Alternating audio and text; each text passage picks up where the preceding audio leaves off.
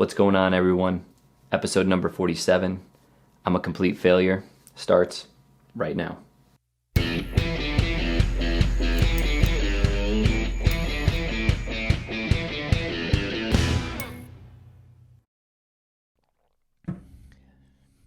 Yes, we're here. We're doing it.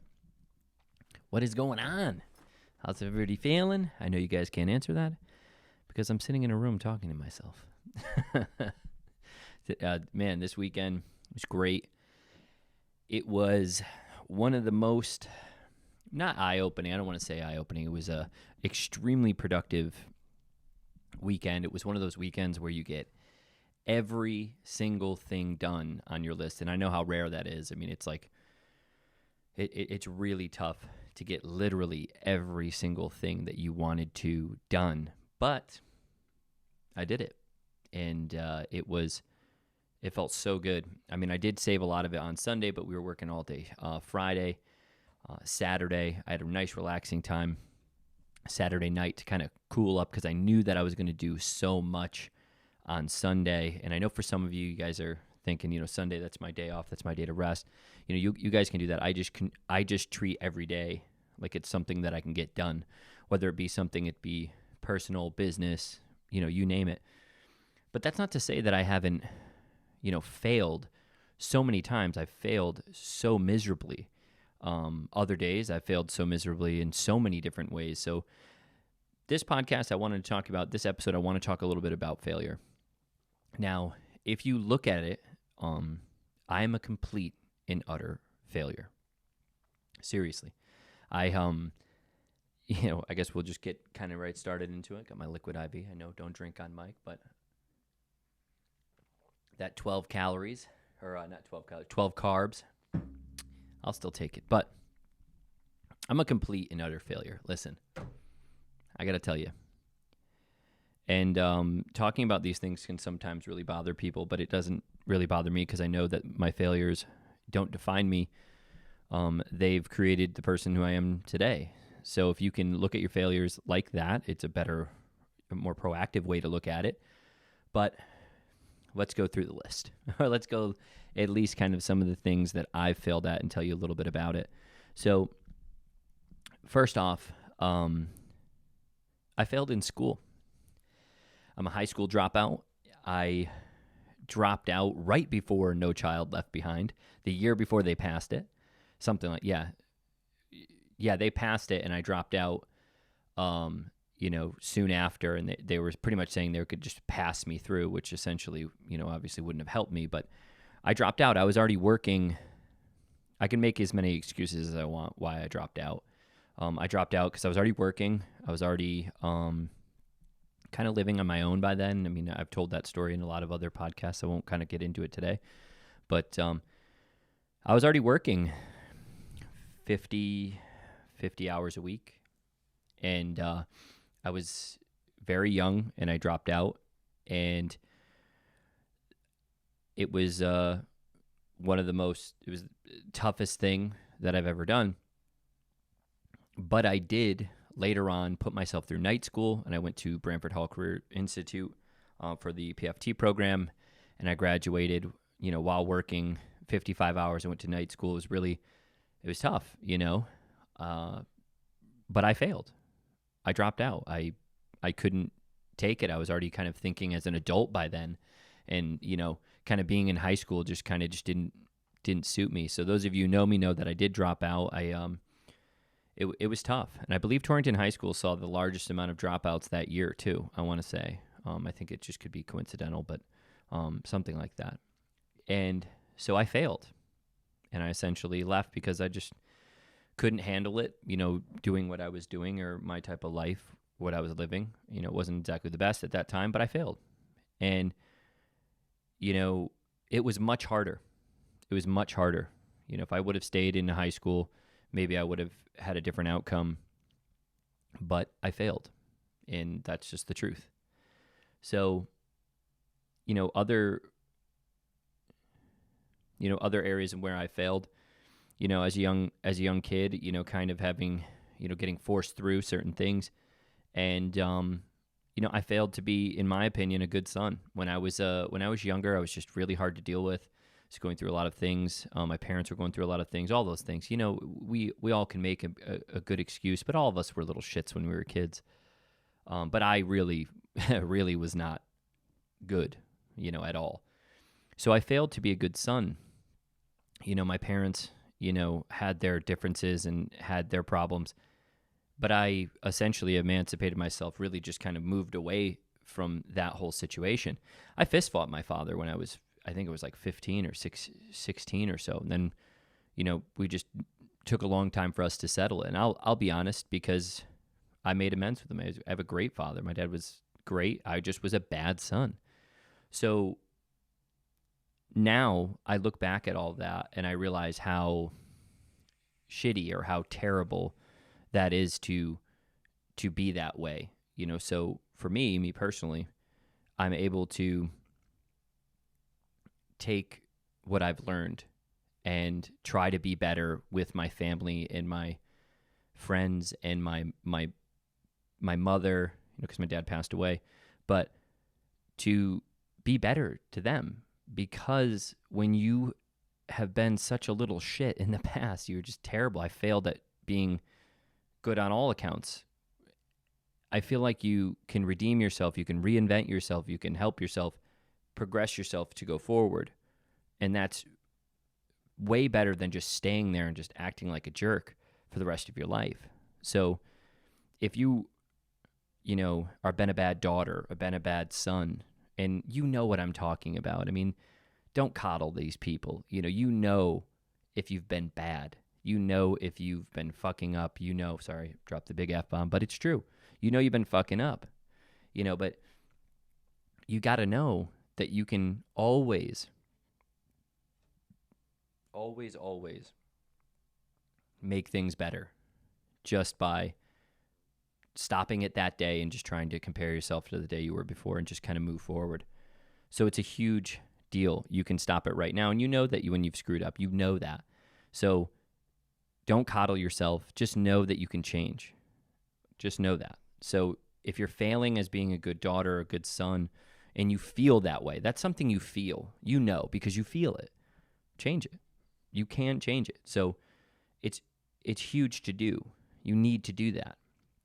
Another thing that I failed at that I've talked about briefly, but I won't really get into it because, it's just not something, anybody wants to hear.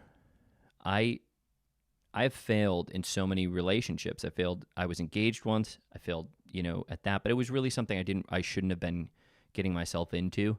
But because I was so, blinded with all the things that I had in my head, I was like, oh, this is a great idea. This is awesome, And I was lying to myself and lying to those people, and essentially you hurt everybody around you when you get into something that you really shouldn't be doing, or at least that wasn't not supposed to happen, but maybe not the best idea for yourself. So I failed in so many relationships, and it's what you do with the next one. Did you learn what you learned from the last one going into this next relationship? And like I said, I don't give relationship advice. I don't really give much advice, but I can tell you what I've done in my experiences. You just learn what you did wrong the last one, or maybe that you just chose the wrong person, and to stay away from those red flags. I was talking to one of my clients this morning. Some of you just love red flags. They just go up and you're just like, I'm still going to keep them. I'm going to work through this. And there's so many elements that shouldn't be, that you shouldn't be with them, but you still are. And it's like, that's on you. You're going to learn your lesson in the end. You can't lie your way through things. And eventually it always comes out. Everything always comes out. The truth always shows its face. So the one thing I realized is try not to lie, throughout relationships and into the next one. Just be honest with who you are, regardless of who you are, because you need to always improve, but you need to be honest with the person and who you are, what you like, what you're doing. So then that way it matches up, and then it makes it a little bit smoother, a little bit easier. So I failed in relationships. So let's recap here. I failed in high school. I failed at being a good son. I failed in relationships. The other two, you know, I don't like talking.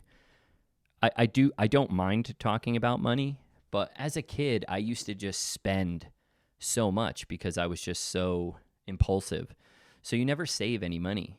You never like do anything. You're just constantly spending. You're constantly going out. I bought cars. I bought bikes. I bought you name it. Clothes, shoes, just going out. I used to pay everybody's bar tab, that type of stuff. Now I realize that, you know, you have to save. So I failed at saving money.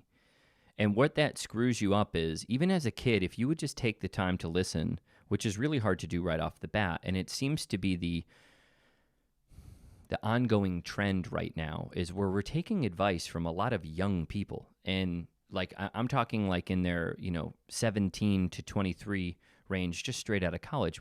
You guys don't even know what life is yet. You haven't even learned. And take it from somebody who's only 32. I've learned so much even in this time. And imagine what I'm going to know at 42. Imagine what I'm going to know at 52.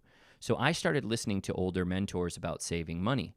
So most recently this past year and the year before, I know we just went through, we're going through an awful pandemic, and people right now, money is just so scarce and people are really struggling, myself included. But I said I would save myself just a little bit, just this much, 10 to 20 bucks, a week go a long way after a while, after a long period of time. So if you could take it, I failed so badly at saving money. I had $0. I've always had like $0. And actually, I believe they said most people don't even have $500 in their savings account. And that's a huge thing. So it's just about saving money. If you can, start saving money, because that's a huge one to fail on. You don't want to be so impulsive. You don't want to be always, that young person just spending, because also materialistic type of things only go so far. I get that you should be proud of some of the things that you have purchased with your money or your money saved, which is fine too, but there's a good way to do it, and I think there's a bad way to do it. But just saving money each week is really important, even if it was 10 to 20 bucks, because the small things done well add up, as I do say all the time, and it could help. So I've failed at saving money miserably, just like I'm sure everybody else here has in the past or is currently doing. So the last thing that I regret, and I don't know why it's like one of my biggest regrets. You think that it would be, well, I mean, I guess being a better son, kind of was like at one point was my biggest regret, and now has been something I've been pushing forward. I mean, I absolutely love my family. I have the best family, ever. I just, I love them all. They're all just so different in each ways, and I just try to spend as much time with them as possible when I'm not here working like a maniac. It's just I just like spending time with them. They just make me happy. So the thing that I wish sometimes that I didn't do, and this is to all you hustlers and kind of entrepreneurial type, and I've been getting a lot of feedback from, a lot of those types of people, not starting my company sooner, or not putting time and effort into actually starting my company sooner is where I think like I failed miserably. Imagine if I started 5 years before this, and every person who ever has their own company says the same thing. So why do we do it? Like, why do we fail so much? Now, this is the one that I regret the most, and I think it's because I failed by default. I was so scared at failing that I never started. Just because I was afraid to even fail. So I failed by default by never even trying, which I think a lot of people do. You don't even put yourself out there. You don't even make yourself accessible. You don't even believe in yourself because you're listening to all these other people who you care about more than your own opinion. So that's insane. So I failed by default. You failed by default by not trying sooner. So that one bothers me. It really does. It really, really does bother me. And I think that I have the best clientele. I really mean that. I've attracted the best clientele. They work hard. They take it seriously. They, they like the hard work. They like the hustle. They like how silly, how much of a crazy bastard I am at times, and a little bit of a madman. Some call me the Dark Lord. It's just all it's good things, But the atmosphere we have around here is really good. I have the best staff. I have people who have been, with me for over, 5 years. Jen's been here for, a long time, and she's been, loyal. I'll take loyalty over everything. We have a trainee, Justin, who's kind of coming in. He's a really loyal friend, coming in here, and I'll take loyalty, almost over everything. And I have, other staff members. I have Luke and I have Zach. These guys are, great at what they do. Awesome. As far as our people, our clientele like them, it's like, so when you put together a team like that, I was afraid to fail before. I was afraid to sink time and effort into them because you get nervous, And I remember when Christine, she does a lot of our marketing stuff. She's great. She's phenomenal. She did the same thing. I think before, you're like scared to have that person come in to really see what you do. I was like, either you're in or out. I got to take a chance. And I took a chance, and it worked out great. I mean, our content is, it's good. It's crisp. It's honest. And I think people see that honesty through the fitness community and the personal training community. So, but I was scared to do all of that.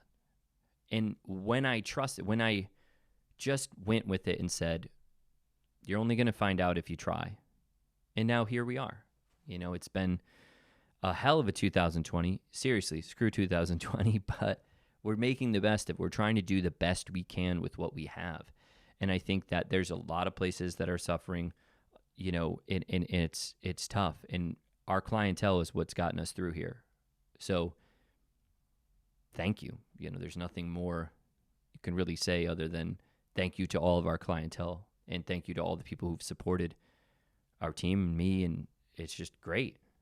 But fear of failure will always sink in, and if you let it win and you never started trying, you now have failed by default, and that sucks, man. Oh, man, it drives me crazy, and that's why, I said that I would help as many young entrepreneurs or entrepreneur types or business, people who want to start a company, business people who really want to start something. I said I would always help if there was questions, always. So right now, I mean, I'm talking to, 6 new business owners, and we're just talking. We are just spitballing ideas, and it is the best.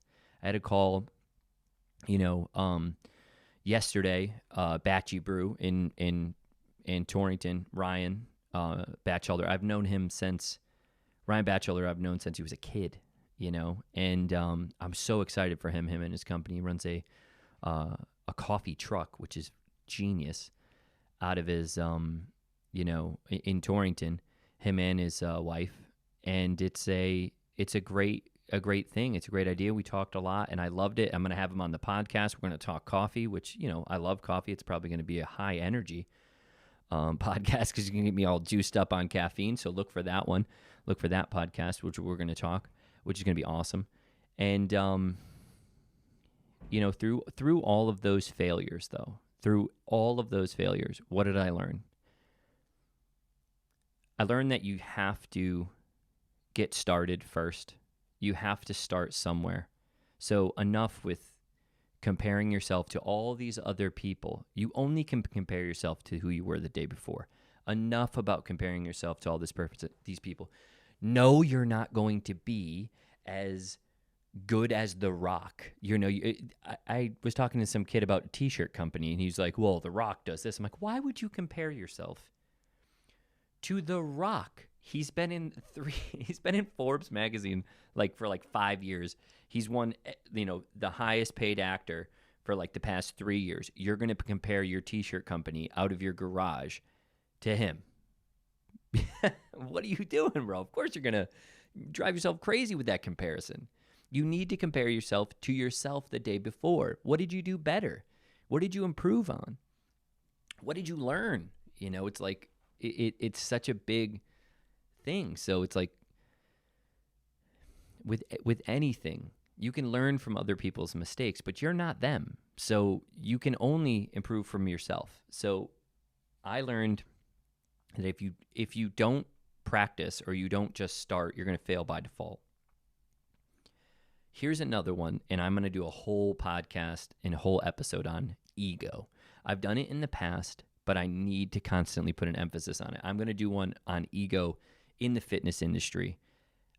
It's been a huge one that I want to do, and I will do it. Here's the thing. When you're trying something and when you're doing something, you're trying to attract something, you got to dissolve that ego a little bit. I hate when people say toxic ego because I just think you could just be a jerk. You could just be an asshole. And I think that people obviously pick up on that. They can sense if you're being real or not. So keep your ego in check. When it starts to run wild, you'll notice that your herd thins because people don't want to put up with your toxic ass. It's just the way that it is. So keep your ego in check. That's another one if you want to progress, because you'll go, I don't make any mistakes. I never make mistakes. The way I do it is right. It's like, good luck having that clanking around in your head, bud, because you're doing a lot of things wrong. I mean, do you know how I did something the other day and I just took a second. I'm like, what are you doing? Why would you get so defensive over something that you know is wrong, that you're doing wrong? Somebody mentioned it and I'm like, yeah, oh shit. That's the way I should have been. But I was like, no, screw them. And then in my head, I'm like, calm down. I was like, it was wrong. So just fix it. So it's about, fixing those problems. So then that way you don't have to fail again with those types of problems. So don't be fearful of failure. You need to make sure you try. And I'll leave you all with this. And to some people, you need to understand, maybe this is too morbid for you, but life is extremely short. Life is extremely short for you to be walking around your whole life giving a shit about what other people think about you and what they think about what you're doing. You need to care about what you're doing. You need to care less about what they think about what you're doing. And you need to try. If it's something that you want to do, go and try it. If it's something you need to put a little bit more effort and more discipline into it, do it. But don't make your fear of failure make you fail by default because you never tried. I'm out. I'm done. I hope that helped. I'm out of here. Live Sculpted.